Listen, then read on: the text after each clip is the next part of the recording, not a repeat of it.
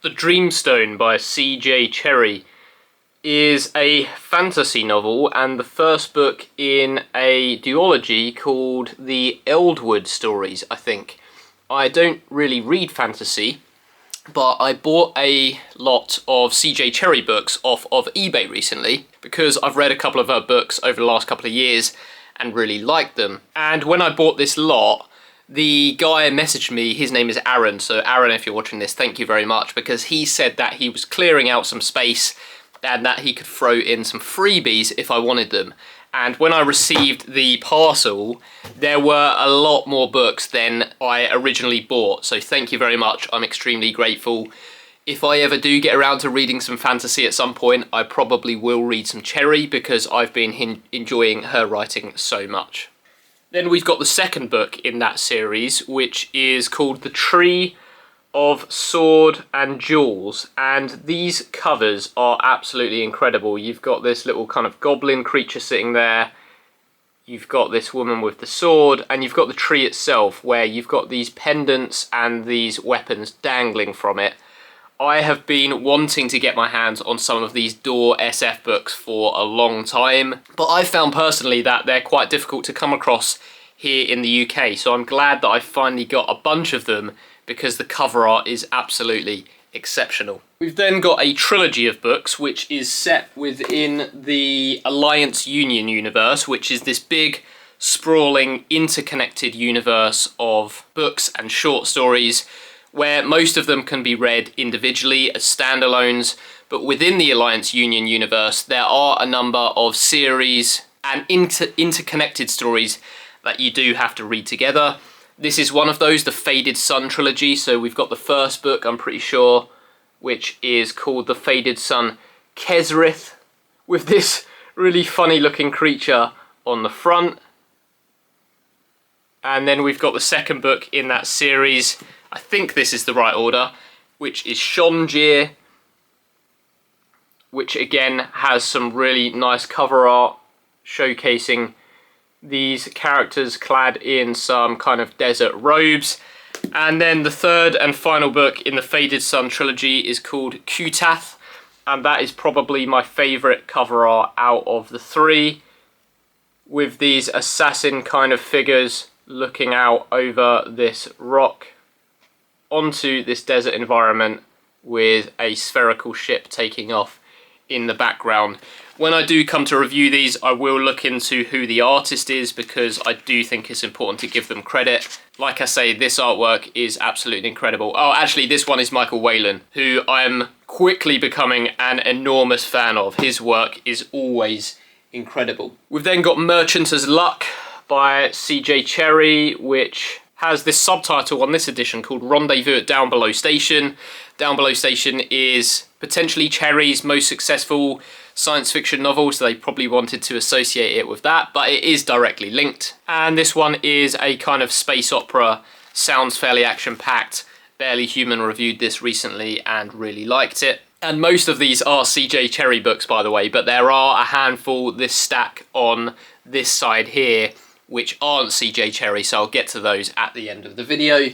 The next one here is another book in the Alliance Union universe, which is Wave Without a Shore, which features this sculptor character being looked over by a mysterious alien figure. This one is about a planet where the inhabitants swear that there aren't any aliens, but apparently visitors claim that there were. So clearly there's something interesting going on there. Once again, the Alliance Union universe and the first book in a 5-book series, I think, which is The Pride of Chanur.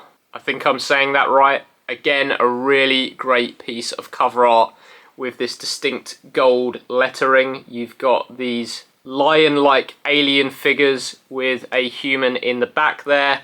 And I think that this one does centre around a human being taken prisoner by this race of aliens who are called the Hani. The next one we've got is called Hestia, which features a scantily clad alien cat lady, which is almost becoming a bit of a theme on this channel after I read and reviewed The Wanderer by Fritz Leiber recently. This one is about a human engineer who is brought to a planet where there's this struggling colony of aliens, and he is tasked with designing and building a dam for them. This one's particularly interesting to me because in real life I am a civil engineer, and so it would be good to read something that is centered around civil engineering. We've then got Hunter of Worlds, again Alliance Union. Most of these are, in fact I might only mention when they're not.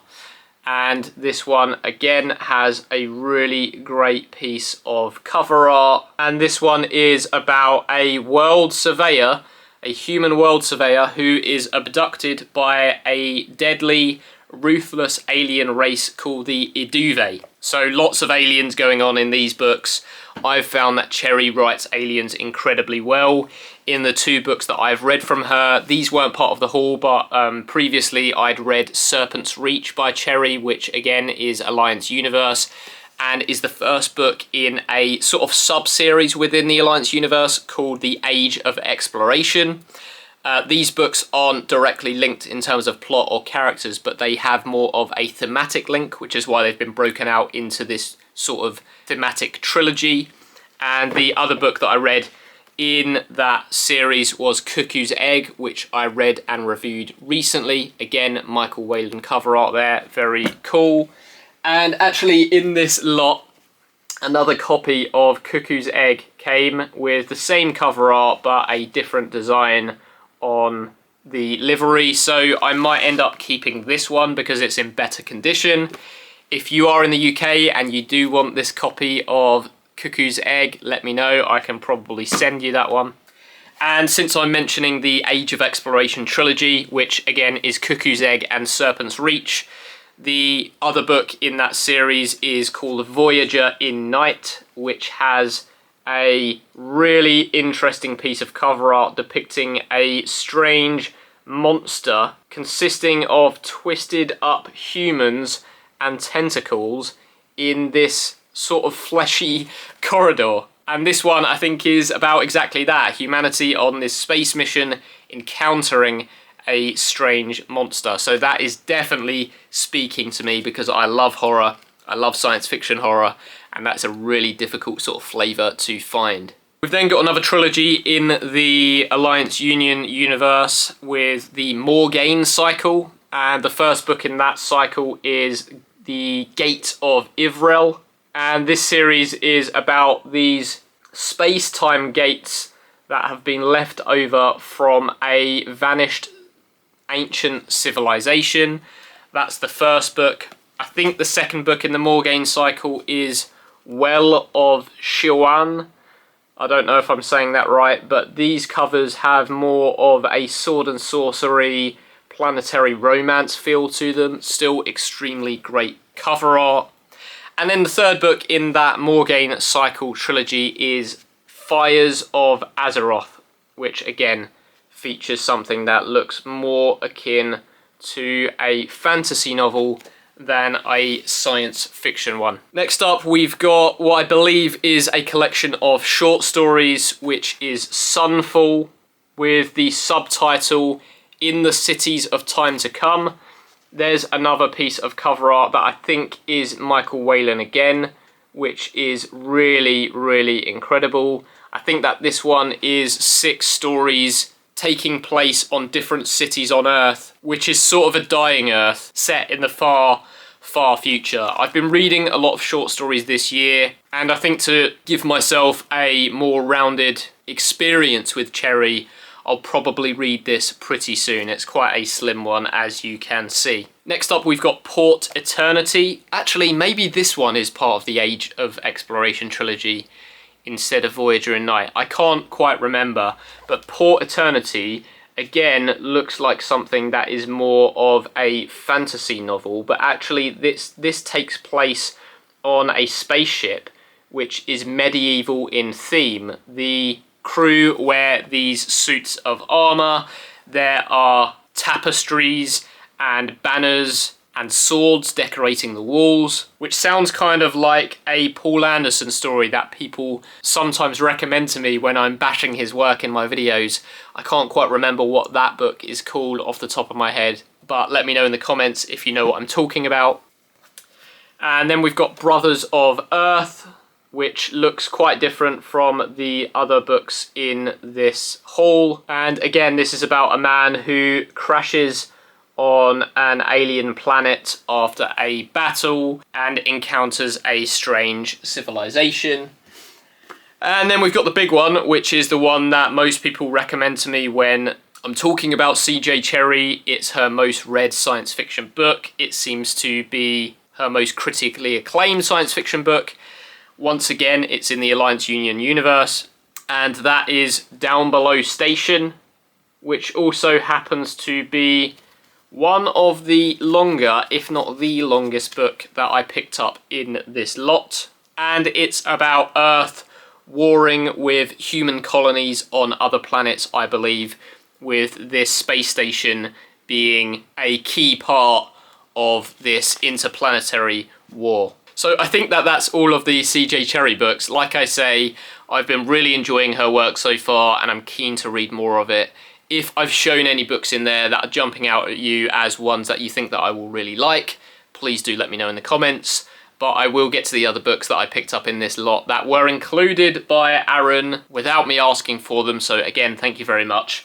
And the first book is Neutron Star by Larry Niven, which I think is a collection of short stories set in his known space universe, which I believe the Ringworld series is a part of. I've read Ringworld and I liked it. I think people are very harsh on it. I don't think it's great, but I think it is fine. And then we've got The Wizard of Lumeria by Lynn Carter, who is famous for more of those sword and sorcery novels. I believe he wrote some of the Conan books, but I'm stepping outside of my area of expertise with this one.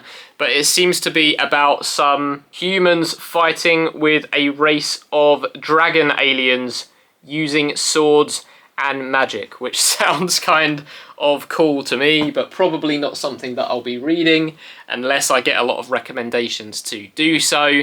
And then we've got one of the novels in the Riverworld series by Philip Jose Farmer, which is The Fabulous Riverboat, which I think has quite a striking piece of wraparound cover art there, which is quite cool. I've read a couple of Philip Jose Farmer books already and not really liked what I've read from him so far, but I do know that his Riverworld series is extremely popular and quite highly regarded.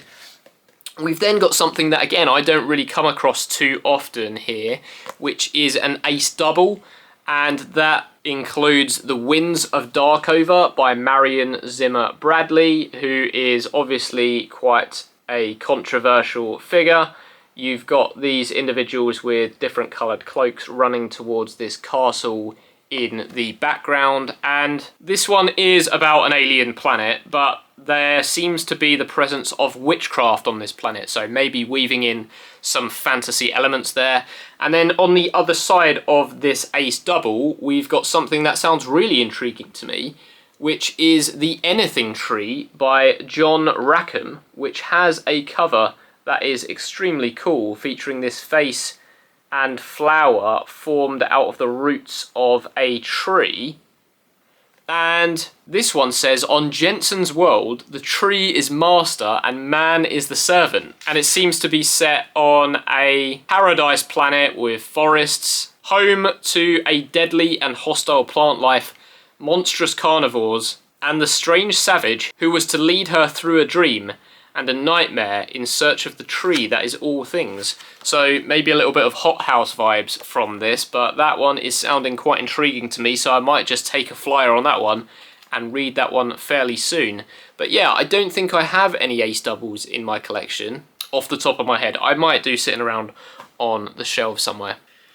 We've then got a book from M.A. Foster called Waves, which features a scientist going to work at a laboratory on an alien planet, which is seemingly experimenting with immortality drugs. And I've heard quite good things about Foster, so I might give this one a go too. I've just flipped this open and found something interesting inside. Yeah, it's an application form for membership of this science fiction book club, which says, Read at your own risk. Science fiction classics so packed with pleasure and excitement you might become hooked for life. Well, it's too late for me there, but I do like finding these interesting things inside some of these old books. Next up then, we've got an anthology of science fiction short stories, which is 30th Anniversary Door Science Fiction.